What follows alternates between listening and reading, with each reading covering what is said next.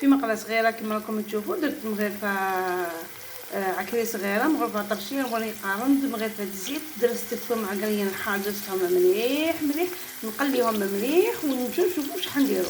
هنايا راني مقطعه المخ تاعي كما راكم تشوفوا، انا درتو غير في الماء سخون ما غليتوش، نحيتلو كامل الكيس تاعو البراني كما راكم تشوفوا، وقطعته هكا في رقيق، نروح نديرو بركا في الدرسه تاعي نقليه مليح، نديرو غير في نيجي الماء سخون يتشرب ونجيو في صحن تقديم. نقليوه مليح مليح، بعد ما تقلى لي مليح نضيفولو قلنا في نيجي الماء. انا وجدت له زوج حبيبات بيض قلت نفقسهم ونضيفهم معاكم. دوكا نضيفو استيس في المخ تاعنا اللي هي مغرفه تاع الخل. المغرفه تاع الخل ضروريه في الخل، تنحيلو كامل هذيك الزنخه اللي ما يحبوهاش.